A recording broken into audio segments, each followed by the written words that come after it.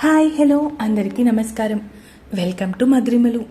ఇంకా ఎవరైనా మన ఛానల్ని సబ్స్క్రైబ్ చేసుకొని ఉండకపోతే ప్లీజ్ ఇప్పుడే సబ్స్క్రైబ్ చేసుకోండి. ఇక లేట్ చేయకుండా మన స్టోరీలోకి వెళ్ళిపోదామా? స్టోరీలోకి వెళ్ళే ముందు ఒక చిన్న విషయం చెప్పాలనుకుంటున్నాను. అదేంటంటే రీసెంట్గానే హౌస్ షిఫ్ట్ అయ్యాము. సో ఇక్కడ రైల్వే ట్రాక్ కొంచెం పక్కనే ఉంటుంది. సో మధ్యలో ఏమైనా సౌండ్స్ వస్తే కొంచెం పట్టించుకోకండి. మ్యాక్సిమం అవాయిడ్ చేయడానికి ట్రై చేస్తాను, కానీ ఎక్కడైనా చిన్న చిన్న సౌండ్స్ వస్తే పట్టించుకోకండి. ఇక లేట్ చేయకుండా స్టోరీలోకి వెళ్ళిపోదాం. నా సాడిస్ట్ మొగుడు ఎపిసోడ్ 30. హాయ్ నవ్వుతూ పలకరించాడు. హలో నవ్వుతూ బదులిచ్చి కార్ డోర్ ఓపెన్ చేసి కూర్చుంది. తను కూర్చోవడమే ఆలస్యం అన్నట్టు కార్ మెరుపు వేగంతో అక్కడి నుంచి బయలుదేరింది.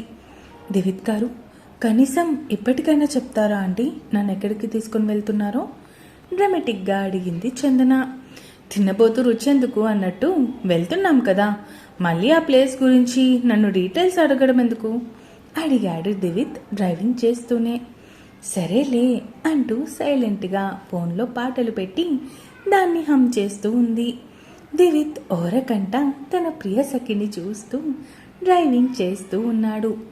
బాబు, కాస్త నన్ను కాకుండా రోడ్డు వైపు చూస్తే బాగుంటుంది, లేదంటే యాక్సిడెంట్లు అయిపోతాయి కళ్ళు మూసుకొని చెప్పింది చందన.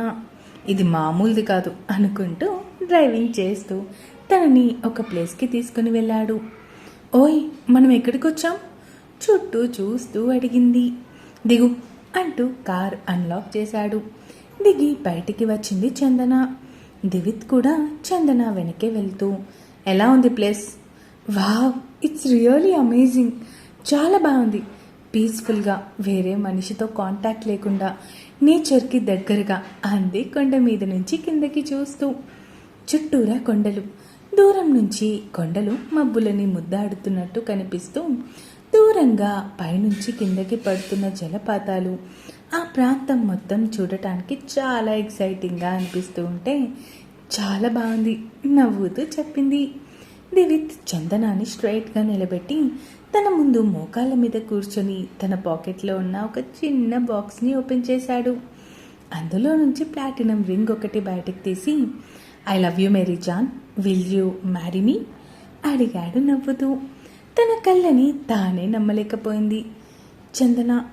దివిత్ గారు, మీరు జోక్ చేయడం లేదు కదా అనుమానంగా భయంగా అడిగింది. అయ్యో అలాంటిదేం లేదు చందన గారు, యాక్చువల్లీ మిమ్మల్ని చూసిన తొలి చూపులోనే మీతో ప్రేమలో పడిపోయాను. మీరు నా పక్కన కూర్చున్న ప్రతి సెకండ్ని చాలా ఎంజాయ్ చేశాను. లైక్ అమ్మ, నాన్న, వీర్, మైథిలి తర్వాత నేను ఎవరికైనా క్లోజ్ అయ్యాను అంటే అది నువ్వే చెప్పాడు దివిత్ ప్రేమగా. వెంటనే దివిత్ని నిలబెట్టి తనని గట్టిగా హత్తుకొని, I love you so much. నేను కూడా నిన్ను ఫస్ట్ టైం చూసినప్పుడే బాగా నచ్చేసావు. నీతో మాట్లాడుతుంటే ఇంకా మాట్లాడాలి అనిపించేది.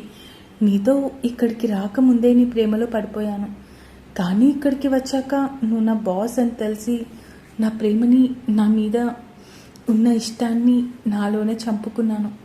ఎందుకంటే నువ్వు కొన్ని వేల కోట్లకి అధిపతివి, కానీ నేనేమో ఒక సాధారణ మిడిల్ క్లాస్ అమ్మాయిని. నిన్ను ఆశపడటం కరెక్ట్ కాదు అనిపించింది, కానీ నువ్వు నన్ను లవ్ చేస్తున్నావని అస్సలు అనుకోలేదు చెప్పింది చందన కంటి నిండా నీళ్లతో. యాక్చువల్లీ నేను కూడా భయపడ్డాను నువ్వు నన్ను ప్రేమిస్తున్నావా లేదా అని, కానీ ఇప్పుడు చాలా హ్యాపీగా ఉంది అన్నాడు దివిత్.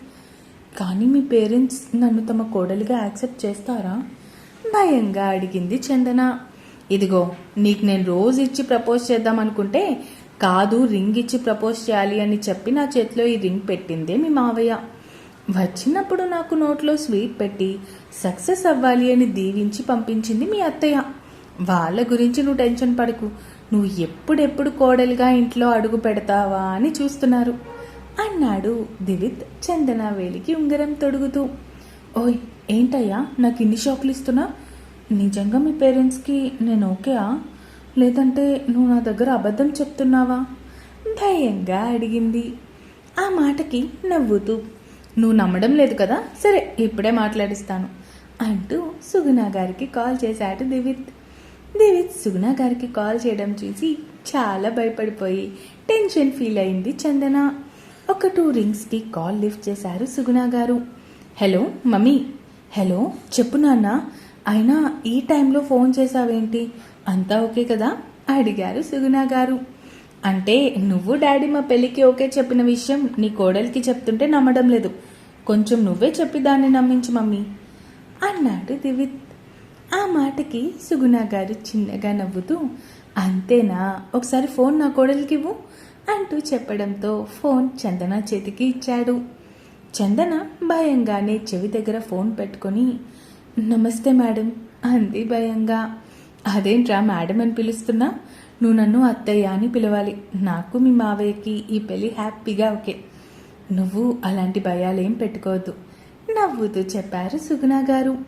పాపం చందన తను నమ్మింది నిజమా కాదా అన్న భ్రమలో అలా ఉండిపోయింది. మీరు చెప్తుంది నిజమేనా అనుమానంగా అడిగింది. సరే కానీ ముందిద్దరూ కలిసి ఇంటికి రండి, మిగతా విషయాలు ఇక్కడ మాట్లాడుకుందాం. నువ్వు మాత్రం అస్సలు భయపడకు అంటూ ప్రేమగా తనతో కొంచెం సేపు మాట్లాడి కాల్ కట్ చేశారు సుగుణ గారు. ఇప్పటికైనా నమ్ముతారా మేడం, మీ అత్తయ్య గారికి మీ మావయ్య గారికి ఈ పెళ్లి ఇష్టమే అని అడిగాడు దివిత్ చందన నడుము చుట్టూ చేతులు వేసి. ఓయ్ ఏంటి చేతులు వేస్తున్నావు? మర్యాదగా దూరం జరుగు అంది చందన దివిత్ వైపు చూస్తూ. చుట్టూ చేతులు వేయడం కాదు, ఇంకా ఎక్కువగా క్యూట్నెస్ చూపించావంటే ముద్దు కూడా పెట్టుకుంటా. అసలు ఇంత ధైర్యంగా నాకు ఎలా ప్రపోజ్ చేశారు సార్? మీ చెల్లి చెప్పింది కదా నేను నిన్ను లవ్ చేస్తున్న విషయం అడిగింది చందన అనుమానంగా. ఆ మాటకి దివిత్ చిన్నగా నవ్వుకుంటూ, పాపమే నా చెల్లి, మీరిద్దరూ కాదు నేను పాపం. అంటే దానికి కూడా తెలుసా మీరు నన్ను లవ్ చేస్తున్న విషయం? మరింత అనుమానంగా కళ్ళు చిన్నవి చేసి చూస్తూ అడిగింది. అంటే అది మరి మేడం, నేను తమని లవ్ చేస్తున్న విషయం ముందుగా నా చెల్లికి చెప్పి తమరి మనసులో ఏముందో కనుక్కోమని చెప్తే తను మిమ్మల్ని కనుక్కుంది అన్నాడు దివిత్. మోసం, ఇద్దరు కలిసి దగా చేస్తున్నారు కదా, ఉండండి అలాగే, నాకేం వద్దు అంటూ చేతుల్లో నుంచి విడిపించుకొని ఒక 4 అడుగులు ముందుకు వేసి మొహం పక్కకి తిప్పుకొని ఏటో చూస్తూ ఉంది.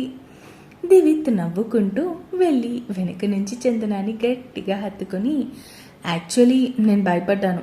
ఎందుకు అంటే ఒకవేళ నేను నా మనసులో ఉన్న ప్రేమ నీకు చెప్తే నీకు నా మీద ఫీలింగ్ లేదు అని తెలిసిన తర్వాత ఉన్న ఫ్రెండ్షిప్ కూడా పోతుంది కదా, అందుకే భయపడి మైథిలికి చెప్పాను. అంతే తప్ప ఇందులో ఇంకో ఉద్దేశం ఏం లేదు. అండ్ తను చెప్పింది నీకు చెప్తాను అని, కానీ నేనే తన దగ్గర మాట తీసుకున్నాను చెప్పకూడదు అని అన్నాడు దివిత్. సర్లే ఇప్పుడు ఎన్నైనా చెప్తావు అంది చందన. సరే సరే మనం తర్వాత కొట్లాడుకుందాం, కానీ అక్కడ మీ అత్తయ్య మావయ్య వెయిట్ చేస్తున్నారు, పద వెళ్దాం అంటూ తనని తీసుకొని ఇంటికి స్టార్ట్ అయ్యాడు దివిత్. ఇక సుగుణ గారికి రాజ్ గారికి కూడా చందన నడవడిక సంస్కారం బాగా నచ్చడంతో వాళ్ళు కూడా హ్యాపీగా ఓకే చెప్పేశారు. అయితే నెక్స్ట్ వీక్ మమ్మీ ఒక్కరితే కాదు మన నలుగురం కూడా వెళ్దాం ఇండియా. అమ్మ చందన, అక్కడే మేము మీ పేరెంట్స్తో కూడా మాట్లాడి మీ పెళ్ళికి ముహూర్తాలు పెట్టిస్తాము అన్నారు రాజ్ గారు. కానీ అంకుల్, అమ్మ నాన్న పెళ్ళికి ఒప్పుకుంటారో లేదో అని నాకు భయంగా ఉంది. అదేంట్రా, వాళ్ళు పెళ్ళికి ఎందుకు ఒప్పుకోరు అనుకుంటున్నా అడిగారు సుగుణ గారు. అంటే ఒక లెక్కలో చూసుకుంటే మీ ఫ్యామిలీకి మా ఫ్యామిలీకి ఎక్కడా పొంతన లేదు, అందుకే వాళ్ళు వెనకడుగు వేస్తారేమో అని భయంగా ఉంది. చందన, నాది మీ అత్తయ్యది కూడా లవ్ మ్యారేజే, అర్థమవుతుందా? మీ అమ్మా నాన్నలతో ఎలా మాట్లాడాలో మాకు తెలుసు. నిజమే, వాళ్ళకుండే భయాలు వాళ్ళకుంటాయి.